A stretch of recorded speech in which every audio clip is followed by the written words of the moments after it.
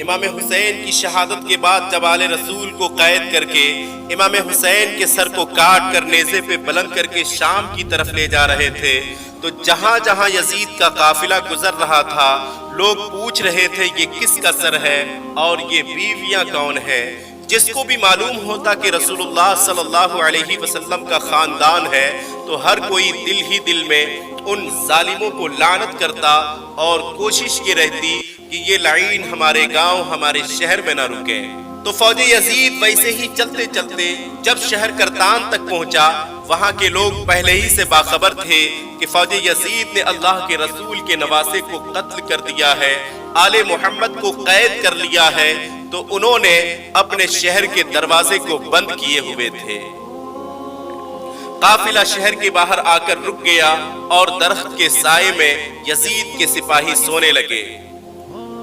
تو ایک راہب قریب آتا ہے اور دیکھتا ہے کہ ایک نورانی سر ہے جس پہ آسمان سے فرشتے آ کر سلام کر رہے ہیں اور سر مقدس سے قرآن کی تلاوت ہو رہی ہے۔ راہب جیسے ہی واپس اپنے گھر گیا پوری رات سوچنے لگا یہ کس مقدس ہستی کا سر ہو سکتا ہے۔ جب صبح ہوئی تو فوراً سپاہیوں سے پوچھا یہ کس ہستی کا سر ہے؟ فوج یزید نے کہا یہ حسین ابن علی کا سر ہے۔ تو اس نے پوچھا کون حسین؟ اتنے میں شمر کہنے لگا حسین فاطمہ کا بیٹا محمد کا نواسا۔ وہ چیختے ہوئے زمین پر بیٹھ گیا اور کہنے لگا کتنے بدبخت ہو، اپنے رسول کے ہی نواسے کو قتل کر دیا۔ اور پھر پوچھا یہ عورتیں کون ہیں؟ شمر نے کہا یہ رسول اللہ کی نواسیاں بیٹیاں ہیں۔ وہ راہب رو رو کر کہنے لگا اے شمر مجھے اس مقدس سر کو ایک رات کے لیے دے دو۔ شمر نے کہا یہ قافلہ شام جا کر رکے گا کیونکہ یزید سے ہمیں بہت بڑا انعام ملنا ہے۔ راہب نے کہا میرے پاس 10,000 درہم ہے، اگر ایک رات کے لیے مجھے یہ سر دے دو تو وہ میں تمہیں دے دوں گا۔ آپس میں صلاح و مشورہ کرنے کے بعد یہ بات طے پائی کہ ایک رات اور رکتے ہیں۔ بالآخر ان ظالموں کو 10,000 درہم دے کر راہب امام حسین کے سر کو لے کر اپنے گھر آیا اور ایک پتھر پر لا کر رکھا اور زارو قطار امام حسین کے سر مقدس کے پاس رونے لگا۔ اتنے میں امام حسین کے سر سے آواز آئی اے راہب یاد کر جب تو اولاد کی دعا کروانے میرے نانا کے پاس آیا تھا اور تمہارے مقدر میں کوئی اولاد نہ تھی، میں نے اللہ سے دعا کی، اللہ نے تجھے 7 بیٹے عطا کیا اور تم نے کہا تھا ایک مرتبہ میرے گھر آنا۔ اے راہب آج حسین تیرے گھر آ ہی گیا۔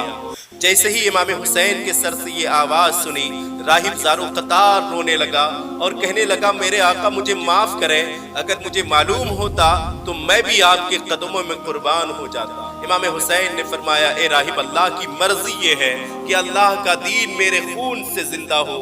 راہب پوری رات امام حسین کے سر سے گفتگو کرتا رہا۔ جب صبح کا وقت قریب آیا تو راہب نے سوچا کہ مولا حسین کا سر میں واپس کیسے کروں۔ تاریخ نے لکھا کہ وہ 7 بیٹے جو امام حسین کی دعا سے اس راہب کو عطا ہوئے تھے اس میں سے ایک بیٹے کا سر قلم کر کے شمر کے پاس لے گیا۔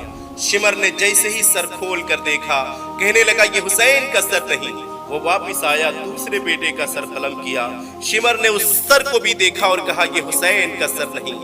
ایسے کرتے کرتے راہب نے امام حسین کی عشق میں اپنے تمام بیٹوں کا سر قلم کر دیا۔ جب آخری بیٹے کا سر دیکھ کے شمر نے یہ کہہ دیا اے راہب تو وعدہ خلافی کر رہا ہے، اگر تو حسین کا سر نہیں دیتا تو ہم تیرے پورے خاندان کو قتل کر دیں گے۔ یہ سنتے ہی جیسے ہی راہب واپس آیا اپنے گھر پہنچا امام حسین کے سر سے آواز آئی اے راہب اپنے سارے بیٹوں کے سر ان کے جسم کے ساتھ رکھو، اللہ کے کرم سے تمہارے سارے بیٹے زندہ ہو جائیں گے، اور میرے سر کو اٹھاؤ اور فوج یزید کے حوالے کر دو کیونکہ یہ اللہ کی مرضی ہے، ہمیں شام پہنچنا ہے اور ہر گلی ہر ایک بازار سے گزرنا ہے، قرآن کی تلاوت سنانی ہے، میری بہن زینب کو خطبہ دینا ہے، ایک ایک بازار سے گزر کے اسلام کی تبلیغ کرنی ہے۔ اتنا سننے کے بعد راہب نے اپنے تمام بیٹوں کے سر ان کے جسم کے ساتھ رکھ دیا اور اللہ کے کرم سے وہ سارے بیٹے زندہ ہو گئے۔ پھر وہ امام حسین کے سر کو فوج یزید کے حوالے کر دیا اور کہتا ہے تم کتنے بدبخت ہو کہ اپنے رسول کے نواسے کو ہی قتل کر دیا، ان کی بیٹیوں کو قید کر لیا، ان پہ ظلم کر رہے ہو، تمہارے لیے یہ ظلم قیامت تک کے لیے